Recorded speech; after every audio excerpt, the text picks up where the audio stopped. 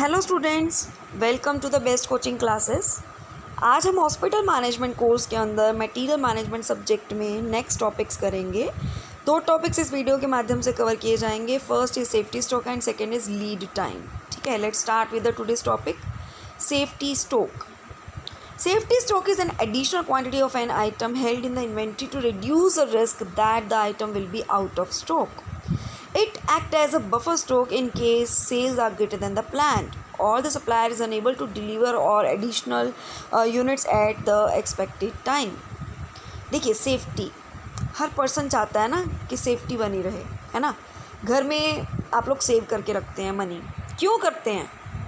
क्योंकि कोई भी प्रॉब्लम आए, कभी ऐसा हो कि बीमार पड़ जाए, कुछ हो जाए, तो घर में एट लीस्ट इतने पैसे अवेलेबल हों कि उस प्रॉब्लम के टाइम पे यूज़ किए जा सके। यही होता है ना सेफ्टी पर्पस, है ना। ऐसे ही स्टॉक की सेफ्टी कि कभी भी प्रोडक्शन रुके ना, कभी भी हमारा कस्टमर जो है डिससेटिस्फाई होकर ना जाए। ठीक है, ऐसा हो जाता है कि हम अगर स्टॉक को जो है वो एक्स्ट्रा क्वांटिटी में अगर हम स्टोर करके ना रखें, जितनी रिक्वायर्ड, अगर उसे थोड़ी सी एक्स्ट्रा स्टोर ना करके रखें, तो ऐसा हो सकता है कि मार्केट में डिमांड बढ़ जाए और उस टाइम पे सप्लायर जो है वो प्रोडक्ट डिलीवर ना कर पाए आपको, मतलब स्टॉक। ठीक है, तो क्या होगा, आप जो है उस सप्लाई को मीट नहीं कर पाएंगे जो मार्केट में डिमांड अराइज हो रही है ना, उतनी सप्लाई दे नहीं पाएंगे।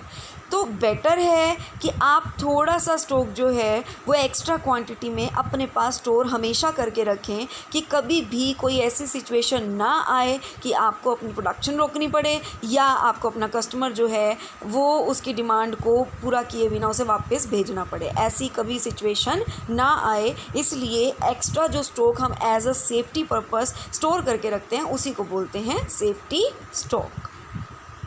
Reasons for the safety stock, safety stock के क्या कारण है? मेन कारण तो ये है ना कि स्टॉक हमेशा अवेलेबल रहे, है ना। मैन्युफैक्चरिंग स्ट्रैटेजी जो है हमारी वो फुलफ़िल होती रहे, कभी भी प्रोडक्शन प्लेस पर मैन्युफैक्चरिंग रुके ना।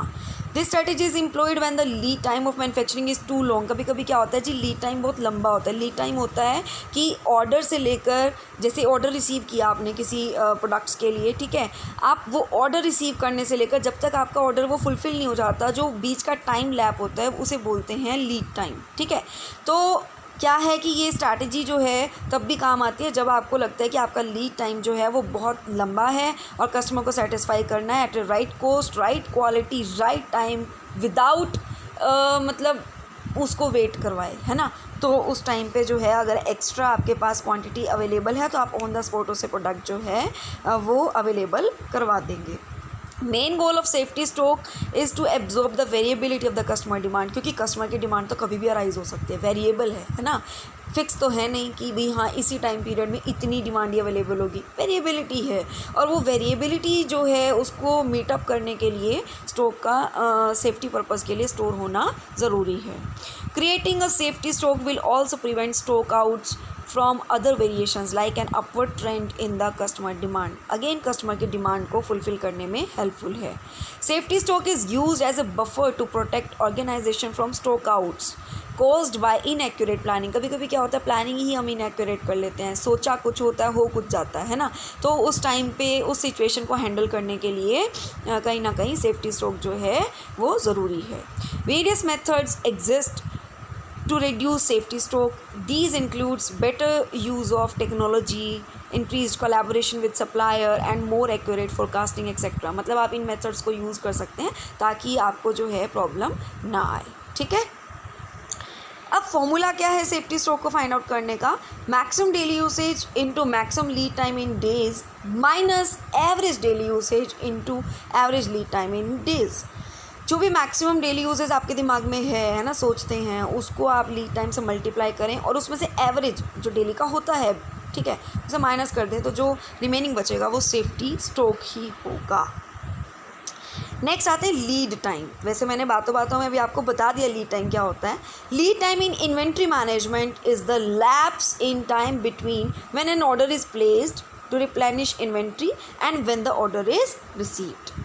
टाइम गैप को बोलते हैं जब ऑर्डर आपने मतलब कहीं ना कहीं रिसीव किया था और प्लेस करना, मतलब जब आपको ऑर्डर मिला और उस ऑर्डर को कंप्लीट करके आपने उस ऑर्डर को प्लेस कर दिया, उसके बीच का जो टाइम पीरियड होता है दैट इज़ लीड टाइम। ठीक है, lead time affects the amount of stock of the company need to hold at any point in time. Usually क्या होगा, जितना लीड टाइम कम होगा उतना कंपनी जो है बेटर चलेगी, बिकॉज जो भी आजकल कस्टमर्स हैं वो क्या चाहते हैं कि उनकी डिमांड जल्दी से जल्दी पूरी की जाए। ठीक है, नेक्स्ट आते हैं इंपॉर्टेंस की तरफ। Comparing lead time against the set standards could help business identify inefficiencies if any, है ना। अगर आप लीड टाइम को कंपेयर करते हैं, जो भी आप स्टैंडर्ड सेट करते हैं उससे, तो आपको पता चल जाता है कि आपकी इनएफिशिएंसीज क्या हैं और नेक्स्ट टाइम आप उन्हें दूर करते हैं। Shortening lead times can help businesses boost productivity and restructure operations. Obviously business की जो प्रोडक्टिविटी है उसको बढ़ाने में हेल्प करता है अगर आपका लीड टाइम कम हो। It also gives a company a competitive edge over a rivals. A quick turn around helps to boost customer satisfaction. क्या होगा, जितना लीड टाइम कम होगा उतना हमारी कस्टमर की सेटिस्फेक्शन जो है वो बढ़ेगी। ठीक है, a quick turn around also saves financial cost in terms of blockage of lesser working capital. देखिए, वर्किंग कैपिटल ब्लॉक होने का डर कम रहता है इससे। ठीक है, lower shelf life goods need lower lead time. अगर आप चाहते हैं कि मतलब कि जो शेल्फ लाइफ है वो अच्छी हो तो आपका लीड टाइम कम होना चाहिए, मतलब आप जल्दी से जल्दी अपने कस्टमर की डिमांड को जो है मीट कर दें। ठीक है, नेक्स्ट आता है टाइप्स ऑफ लीड टाइम। फिर लीड टाइम कितने टाइप्स का होता है, लाइक कस्टमर। फर्स्ट आता है customer. It represent the time that a company takes from receiving a confirmation for order until its fulfilment.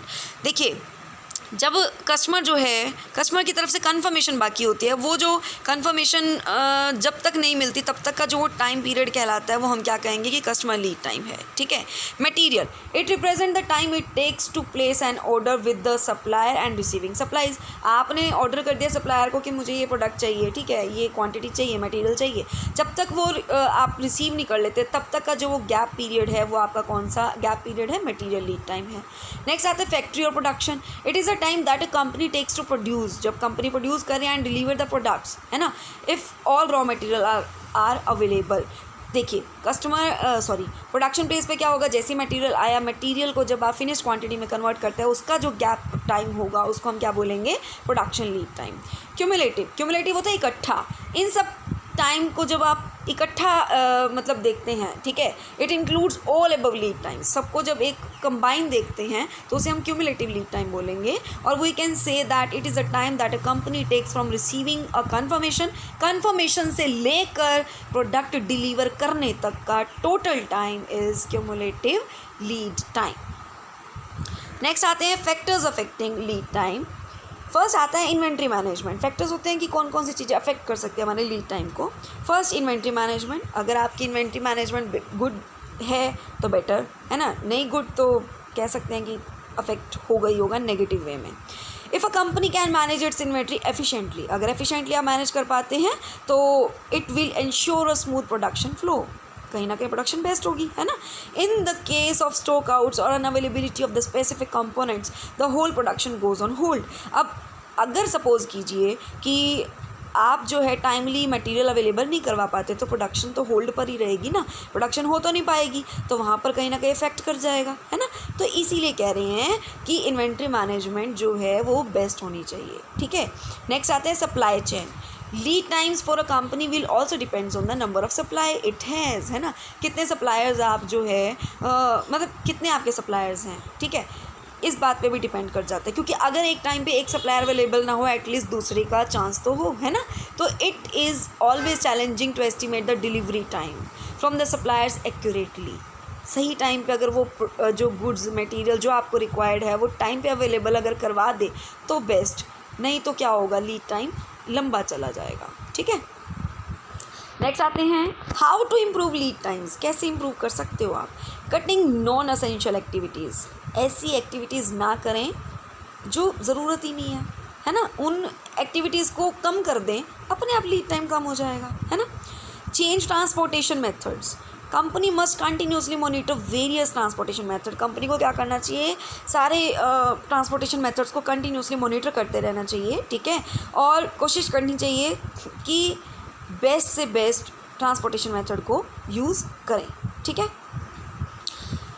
Procure locally, buying raw material locally. हमेशा क्या करें कि जो रॉ मटेरियल आप परचेज़ करते हैं नियर बाय प्लेस से ही आप जो है परचेज़ करें, क्योंकि क्या होगा अगर आप दूर से, मतलब आपका जो स्पेस है जहाँ से आप ऑर्डर करते हैं और जहाँ आप प्रोडक्शन करते हैं, अगर उनके बीच का जो मतलब आप कह सकते हो कि स्पेस जो है वो ज़्यादा है, यानी कि जो सप्लायर है आपका वो ज़्यादा दूर है, ठीक है, तो क्या होगा, वो लेट आपको प्रोडक्ट जो है या मटेरियल जो है वो डिलीवर कर पाएंगे। अगर आपके प्रोडक्ट ही यानी कि मटेरियल ही आपको लेट मिलेगा तो उससे क्या होगा, आपकी प्रोडक्शन जो है वो देर से होगी, है ना। और प्रोडक्शन में देरी होना मींस कस्टमर को सेटिस्फाई ना कर पाना, है ना, क्योंकि कस्टमर तो आज की डेट में चाहते हैं कि उनका ऑर्डर जल्दी से जल्दी उन्हें रिसीव हो सके। तो बेटर है कि आप लोकल एरिया ही जो है चूज़ करें फॉर द मटीरियल, है ना। मटीरियल जो है वो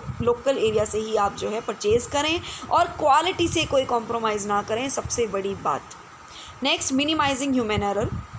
देखिए ह्यूमन एरर जो है कोशिश करें कि कम से कम हो, ठीक है।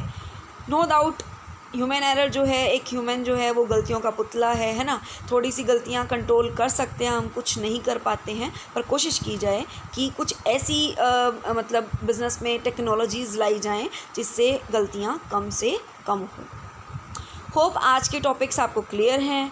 अगर वीडियो पसंद आई प्लीज़ लाइक कीजिए, शेयर कीजिए, चैनल सब्सक्राइब कर लें, साथ ही साथ बेल आइकन क्लिक कर लें ताकि आने वाले वीडियोस के अपडेट्स आपको मिलते रहें। Thank you and have a nice day.